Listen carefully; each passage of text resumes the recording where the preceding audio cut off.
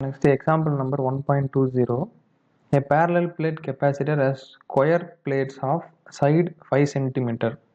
So கெப்பாசிட்டியில் இருக்கக்கூடிய அந்த plate வந்து ஸ்கொயர் அப்படின்னு சொல்லியிருக்காங்க. ஸ்கொயரில் எல்லா சைடுமே சேம் சைடு 5 சென்டிமீட்டர் கொடுத்துருக்காங்க. அப்போ ஒரு ஸ்கொயரோட side A is equal to 5 centimetre கொடுத்துருக்குறாங்க. So next separated by a distance of 1 millimetre. So இந்த ரெண்டு இதுவுமே வந்து எவ்வளோ டிஸ்டன்ஸில் வச்சுருக்காங்க அப்படின்னா 1 மில்லிமீட்டர் அப்படின்ற டிஸ்டன்ஸில் வச்சுருக்காங்க. அப்போ D is equal to 1 millimetre. இப்போது நமக்கு ஃபஸ்ட் என்ன கேட்குறாங்க அப்படின்னா calculate the capacitance of the capacitor, அதாவது மின்தேக்கியின் மின்தேக்கு திறனை கணக்கிடு. அதுக்கப்புறம் 10 வோல்ட் பேட்டரி வந்து என்ன பண்ணியிருக்காங்கன்னா கெப்பாசிட்டரோட கனெக்ட் பண்ணியிருக்காங்க. அப்படி கனெக்ட் பண்ணும்போது what is the charge stored in one of the plate, ஏதேனும் ஒரு பிளேட்டில் சேமித்து வைக்கப்பட்டுள்ள மின் துகள்களின் மின்னூட்ட மதிப்பை கணக்கிடுங்கன்னு ரெண்டு கேட்டிருக்காங்க. ஃபஸ்ட்டு ஏ என்ன கேட்குறாங்கன்னா capacitance of the capacitor. So capacitance of capacitor C is equal to epsilon naught A by D அப்படின்றது நம்ம டெரைவ் பண்ண ஃபார்முலா. ஸோ இதில் நமக்கு தெரிஞ்ச வேல்யூலாம் அப்ளை பண்ணணும். எப்சிலன் நாட் வேல்யூ தெரியும், 8.85 × 10⁻12 கொடுத்துருக்குறாங்க. கொஷின்லேயே வந்து இங்கே epsilon not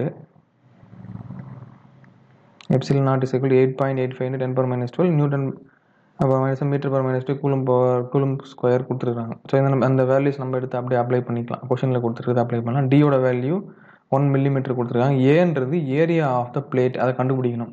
so area of the plate எப்படி கண்டுபிடிக்கணும்னா ஸ்கொயரோட ஏரியா நமக்கு தெரியணும். ஸ்கொயரோட ஏரியா என்னது ஏ ஸ்கொயர். அப்போ கொடுத்துருக்கிற வேல்யூ 5 சென்டிமீட்டர், 5 × 10⁻2 மீட்டர் கொடுத்துருக்காங்க. இதை ஸ்கொயர் பண்ணணும். அப்படி இதை ஸ்கொயர் பண்ணும்போது நமக்கு 25 × 10⁻4 மீட்டர் ஸ்கொயர் அப்படின்றது நமக்கு கிடைக்கும்.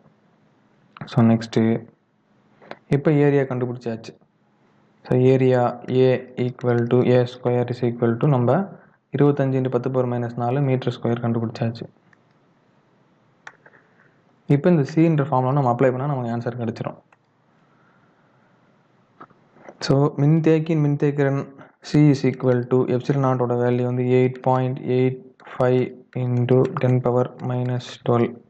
அடுத்து ஏரியா கண்டுபிடிச்சிருக்கிறோம். என்னது 25 × 10⁻4. ஸோ டிவைடட் பை டிஸ்டன்ஸ் எவ்வளோ டிஸ்டன்ஸில் இருக்குன்னா 1 மில்லிமீட்டர். அப்போ 1 × 10⁻3 மீட்டர். இதை நம்ம சால்வ் பண்ணோம் அப்படின்னா நமக்கு கிடைக்கக்கூடிய ஆன்சர் 221.2 × 10⁻13 ஃபேரட். ஸோ இதை வந்து நம்ம பிகோ ஃபேரட்டாக நம்ம கன்வெர்ட் பண்ணோம் அப்படின்னா எப்படி எழுதலாம் அப்படின்னா இந்த ஒரு தசமதானது இந்த முன்னாடி பக்கம் கொண்டு வந்துட்டு 22.12 × 10⁻12 ஃபேரட் அப்படின்னு எழுதலாம். இதை நம்ம எப்படி கன்வெர்ட் பண்ணிடலாம்னா 10⁻12 இஸ் ஈக்குவல் டு பிகோ அப்படின்னு நம்ம சொல்லுவோம். அப்போ 22.12 பிகோ ஃபேரட் அப்படின்னு சொல்லலாம். ஸோ இந்த கால்குலேஷன் எல்லாத்துக்குமே வந்து நீங்கள் ரெண்டு ஆப்ஷன் தான் இருக்குது. ஒன்று மல்டிப்ளை பண்ணி போடணும், இல்லை லாக் யூஸ் பண்ணி ஆகணும். ஸோ அதை லாக் யூஸ் பண்ண கற்றுக்கணும், இல்லைனா வந்து மல்டிப்ளை பண்ண கற்றுக்கணும். ஸோ அதை பண்ணோம்னா நமக்கு லாக் யூஸ் பண்ணோம்னா ரொம்ப சிம்பிளாக நம்ம இந்த ஆன்சரை கொண்டு வந்துட முடியும். ஸோ இது வந்து நம்ம கெப்பாசிட்டன்ஸ் ஆஃப் த கெப்பாசிட்டர் நம்ம கண்டுபிடிச்சாச்சு.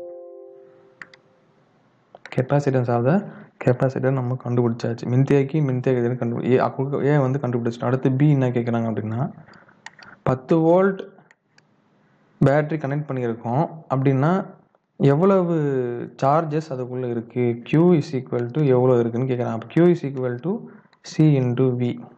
இப்போ தான் சியோட வேல்யூ கண்டுபிடிச்சோம். எவ்வளோ வியோட வேல்யூ 10 வோல்ட் கொடுத்துருக்குறாங்க. அப்போ டேரெக்டாக அப்ளை பண்ணோம்னா நமக்கு ஆன்சர் கிடைச்சிடும். Q is equal to 22.12 pico ஃபேரட்னா 10⁻12 இன்ட்டு வோல்ட் எவ்வளோ கொடுத்தா 10 வோல்ட் கொடுத்துருக்காங்க. அப்போ என்ன ஆன்சர் வரும் 221.2 10 × 22.12 221.2 இன்ட்டு 10⁻12 நமக்கு ஆன்சர் கிடைக்கும்.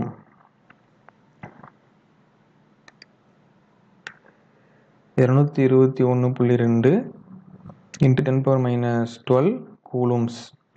இவ்வளவு மின்னூட்டங்கள் இது உள்ள இருக்கும். அப்போ Q இஸ் ஈக்குவல் டு 221.2 10⁻12 பிக்கோன்னு சொல்லுவோம், பிக்கோ கூலும் அப்படின்றது நமக்கு ஆன்சராக கிடைக்கும்.